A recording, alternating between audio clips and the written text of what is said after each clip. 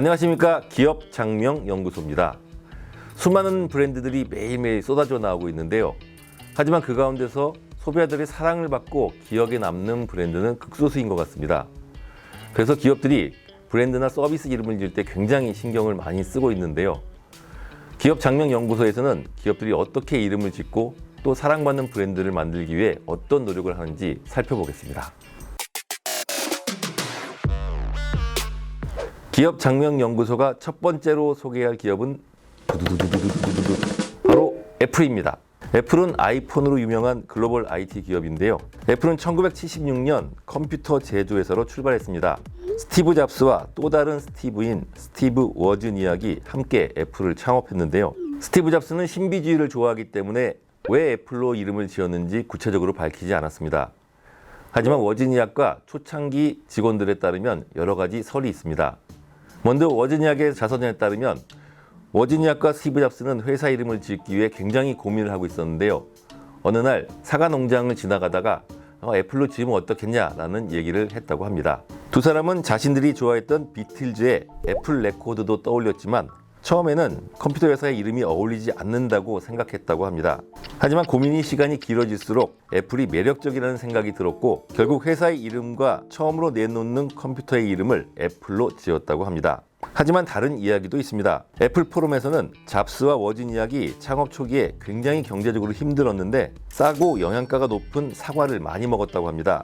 첫 제품을 만들고 어떤 이름을 붙일까 고민을 많이 하다가 테이블에 놓여있는 사과를 보고 애플로 하자고 정했다고도 합니다. 이 밖에 스티브 잡스가 선불교에 심취해 있었는데 자주 모이던 장소가 사과 농장이어서 애플로 회사명을 정했다는 설도 있고요. 또 다른 설도 있습니다. 스티브 잡스는 평소 앨런 튜링을 존경했었는데 튜링은 컴퓨터의 원형을 만든 천재 수학자로 독극물을 주입한 사과를 먹고 자살한 인물입니다. 스티브 잡스가 그를 기리기 위해 애플을 회사명으로 선택한 것이고 이 때문에 애플의 로고가 한입 베어문 모양이라는 주장도 있습니다. 아무튼 스티브 잡스는 애플을 굉장히 좋아했던 것 같습니다. 스티브 잡스는 처음 내놓은 컴퓨터 모델도 애플로 이름을 지었습니다. 이후 딸의 이름인 리사를 쓰다가 1984년에는 새로운 컴퓨터를 내놓았는데 사과 품종인 매cin토시를 제품명으로 사용합니다.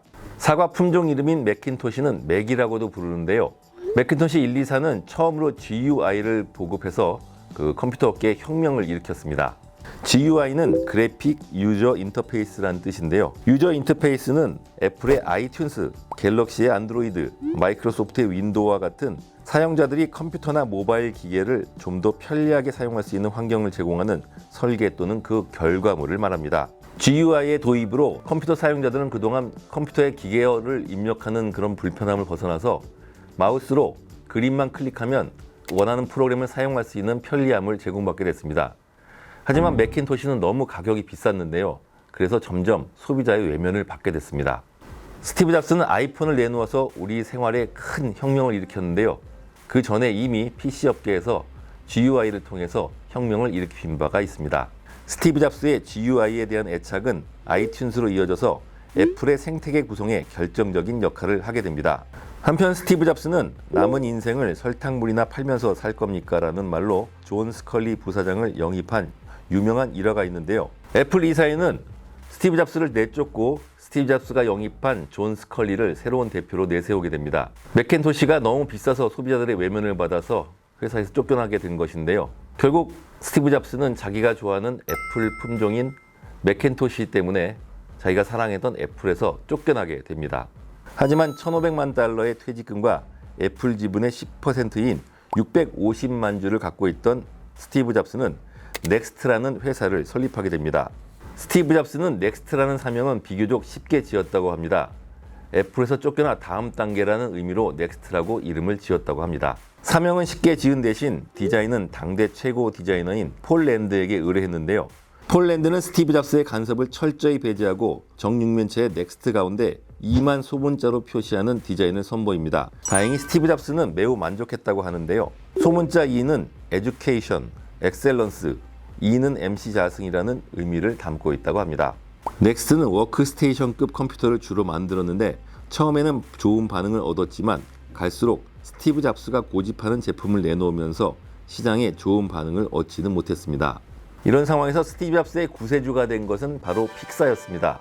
픽사는 스타워즈로 유명한 조지 루카스 필름의 컴퓨터 그래픽 사업부였습니다. 이혼으로 위자료를 줘야 하는 조지 루카스는 픽사 그래픽스를 매물로 내놓았는데 스티브 잡스가 이걸 산 겁니다. 스티브 잡스는 컴퓨터 그래픽에는 관심이 있었지만 애니메이션에는 큰 관심이 없었습니다. 잡스는 넥스트의 하드웨어를 주로 담당하고 픽사에서는 애니메이션만 집중하게 했습니다. 10년의 투자 끝에 겨우 디즈니와 함께 토이스토리를 만들어 소위 대박을 칩니다. 픽사는 이후 여러 편의 애니메이션을 성공했고 결국 디즈니가 인수하게 됩니다. 스티브 잡스는 넥스트와 함께 애플의 구원투수로 다시 돌아가게 됩니다. 기업 장명연구소 애플 시리즈는 여기까지입니다. 다음 시간에는 애플로 돌아간 스티브 잡스가 왜 i 시리즈를 계속 내놨는지 살펴보겠습니다. 감사합니다.